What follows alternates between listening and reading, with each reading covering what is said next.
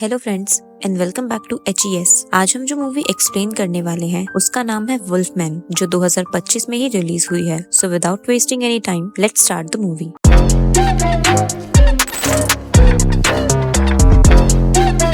ये कहानी 30 साल पहले 1995 में शुरू होती है। ओरेगन यूनाइटेड स्टेट के एक पहाड़ी गांव में ब्लेक नाम का एक छोटा लड़का अपने पापा ग्रेडी के साथ रहता था। उसकी माँ काफी पहले गुजर चुकी थी, इसलिए उसके पापा ही उसका ध्यान रखते थे। उन्हें ब्लेक की चिंता रहती थी, इसलिए वो उसे हिम्मत वाला बनाना चाहते थे, क्योंकि लोग कहते थे कि उस एरिया में एक इंसान जैसा दिखने वाला खूंखार जानवर घूम रहा है। उसने रिसेंटली एक हाइकर पर भी अटैक किया था। इस वजह से ग्रेडी ब्लेक के साथ काफी स्ट्रिक्ट रहता था, लेकिन ब्लेक को इन सब का कोई अंदाजा नहीं था। उसके लिए तो ये जगह सिर्फ खूबसूरत थी। ब्लेक को बिल्कुल भी अंदाजा नहीं था कि इस खूबसूरत जंगल के पीछे कितना बड़ा खतरा छुपा हुआ है। एक दिन ग्रेडी ब्लेक को हंटिंग पर ले जाते हैं। जंगल में ब्लेक कुछ मशरूम्स देखता है और उनकी तरफ चला जाता है। उसे नहीं पता होता कि वो जहरीले हैं। जैसे ही वो उन्हें छूने लगता है, ग्रेडी तुरंत उसे रोक लेता है। वो उसे कहता है कि ये मशरूम्स पॉइजनस हैं, इनसे दूर रहो। जंगल की खूबसूरती के पीछे खतरा भी छुपा होता है, लेकिन ब्लेक उन बातों को सीरियसली नहीं लेता। तभी एक डियर सामने आता है। ग्रेडी गन उठा के एम करता है, पर डियर भाग जाता है। जब ग्रेडी डियर के पीछे फोकस कर रहा होता है, ब्लेक चुपके से दूसरी तरफ गन लेकर भाग जाता है और सोचता है वहाँ से डियर को शूट करेगा, लेकिन गन स्कोप में डियर दिखता ही नहीं। उसकी जगह एक अजीब इंसान जैसा जानवर दिखाई देता है, जो डरावनी आवाज में गुर्राता है। पूरा जंगल उसकी आवाज से गूंज उठता है। ब्लेक डर के मारे कांप जाता है। तब ग्रेडी आके उसे पकड़ता है और बहुत तेज डांटता है,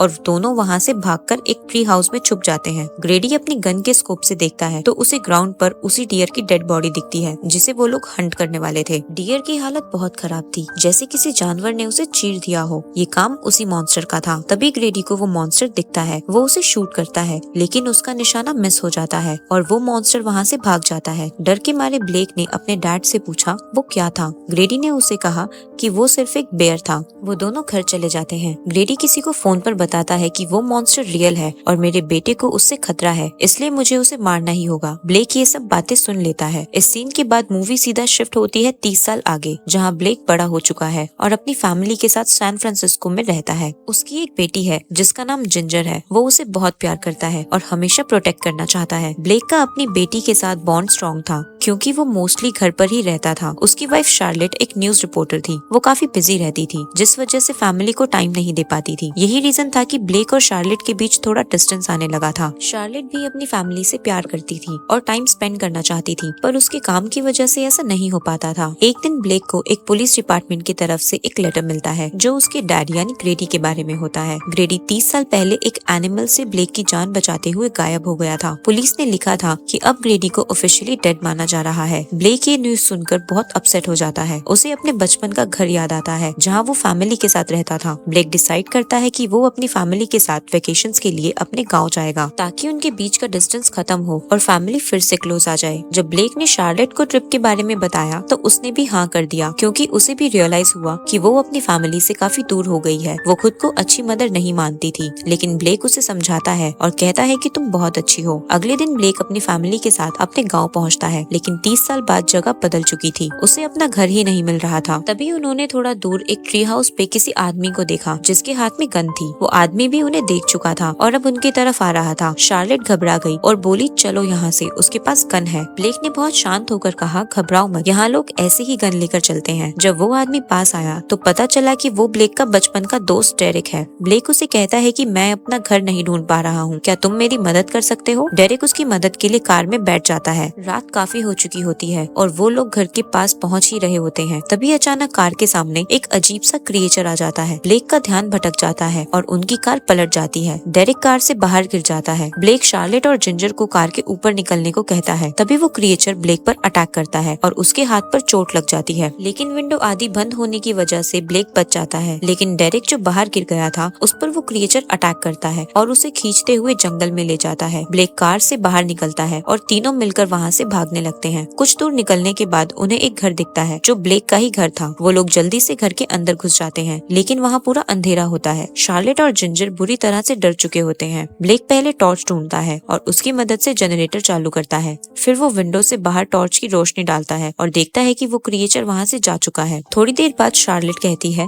मैं बहुत कंफ्यूज हूँ, समझ नहीं आ रहा वो क्या था। ब्लेक कहता है, मैंने भी ऐसा कुछ पहली बार देखा है, ये जानवर था या कुछ और, कुछ समझ नहीं आ रहा। शार्लेट बोलती है, हम उस चीज का अकेले सामना नहीं कर सकते, हमें पता भी नहीं वो कितना डेंजरस हो सकता है, हमें किसी से कांटेक्ट करना चाहिए और मदद मांगनी चाहिए। तभी ब्लेक को अपने पापा का पुराना रेडियो याद आता है। वो उसकी फ्रीक्वेंसी सेट करके हेल्प मांगने की कोशिश करता है, लेकिन सिग्नल मैच नहीं होता। अचानक ब्लेक की तबीयत बिगड़ने लगती है, उसके दांत गिरने लगते हैं और उसके हाथ से खून निकलता है जहाँ उसे चोट लगी थी। ब्लेक चोट को देखकर कहता है कि ये कांच से लगी होगी, पर शार्लेट कहती है कि ये स्क्रैच ग्लास का नहीं बल्कि किसी जानवर के पंजे का निशान है। वो ब्लेक की चोट पर पट्टी बांधती है और अपनी बेटी के साथ सोने चली जाती है। ब्लेक मेन डोर बंद कर रहा होता है, तभी उसे किसी के कदमों की आवाज सुनाई देती है। वो आवाज का सोर्स ढूंढने लगता है और देखता है कि वो आवाज कबर्ड से आ रही थी। वो कबर्ड खोलता है तो उसे एक स्पाइडर दिखती है और वो उसी के चलने की आवाज थी। ब्लेक हैरान रह जाता है कि स्पाइडर की इतनी हल्की चलने की आवाज उसे इतनी तेज कैसे सुनाई दे रही है। असल में जिस जानवर ने उसे काटा था वो एक भेड़िया था, जिसके बारे में सालों से अफवाहें चल रही थी। अब ब्लेक भी धीरे धीरे भेड़िए में बदलने लगता है। उसके दांत गिरने लगते हैं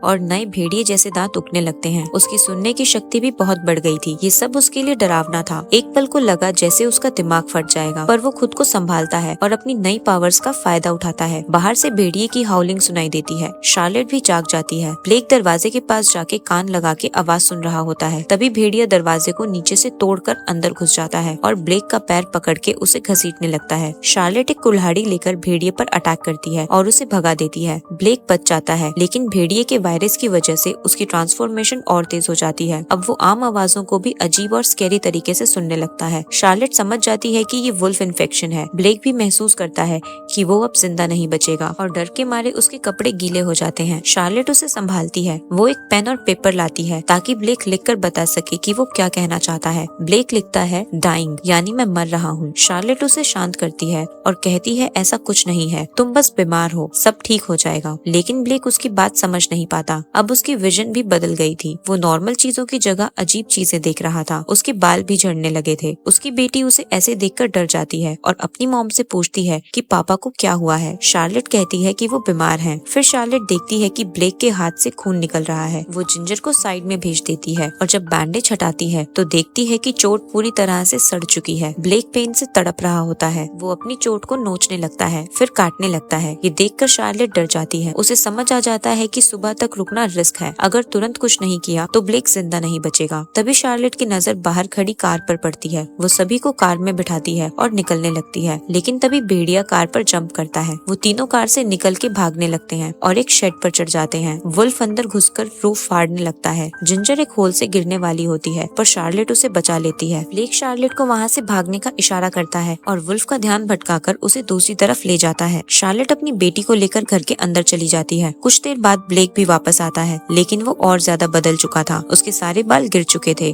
और उसके भेड़िए जैसे दांत आ गए थे। अचानक उसे खून की उल्टी होती है, जिसमें भेड़िए की उंगलियां निकलती हैं। यानी कि ब्लेक ने उससे लड़ते वक्त भेड़िए की उंगलियां काट के निगल ली थी। अब उसका एनिमल फॉर्म उस पर हावी हो रहा था। उसे लगता है कि वो अपनी फैमिली के लिए खतरा बन रहा है, इसलिए वो उनसे दूर जाने का फैसला करता है। पर जैसे ही वो डोर खोलता है, एक और भेड़िया उसके सामने खड़ा होता है। दोनों के बीच फाइट शुरू हो जाती है। शुरू में वो भेड़िया ब्लेक पर भारी पड़ता है, लेकिन फिर ब्लेक उसके गले में काट लेता है और उसे मार डालता है। मारने के बाद ब्लेक देखता है कि उस भेड़िए के हाथ पर वही टैटू है जो उसके पापा के हाथ पर था। मतलब ये भेड़िया कोई और नहीं बल्कि ग्रेडी ही था। असल में उसके डैड जब पहले जंगल में भेड़िए का शिकार करने गए थे तो खुद ही उसका शिकार बन गए थे। अब वही वुल्फ वायरस ब्लेक में ट्रांसफर हो गया था। ब्लेक तुरंत घर से बाहर भागता है, लेकिन बाहर गिर जाता है। अब वो पूरी तरह से ट्रांसफॉर्म होकर एक वेयरवुल्फ बन चुका था। शार्लेट समझ जाती है कि अब वो खतरा बन गया है, इसलिए वो डोर नहीं खोलती और नाइफ लेकर रेडी हो जाती है। फिर भी ब्लेक घर के अंदर घुस जाता है, पर वो अटैक नहीं करता। लेकिन लेकिन शार्लेट उसे थ्रेट समझकर नाइफ से उस पर अटैक करती है और जिंजर को लेकर भाग जाती है और दोनों बांध में छुप जाते हैं। वहाँ शार्लेट बेयर ट्रैप लगाती है। ब्लेक जैसे ही अंदर आता है ट्रैप में फंस जाता है और शार्लेट भाग जाती है। ब्लेक अपना पैर काट के ट्रैप से निकलता है और घिसटते हुए उनका पीछा करता है। वो वापस अपनी कार के पास पहुंच जाते हैं, जहाँ शार्लेट को डेरेक की डेड बॉडी के पास से उसकी गन मिलती है। वो गन लेकर जिंजर के साथ ट्री हाउस में छुप जाती है। वो दोनों सुबह होने तक वहीं छुपे रहते हैं, लेकिन तभी ब्लेक ट्री हाउस के पास आता है, पर फिर भी उन्हें चोट नहीं पहुंचाता। जिंजर उसके इमोशंस फील करती है और शार्लेट से कहती है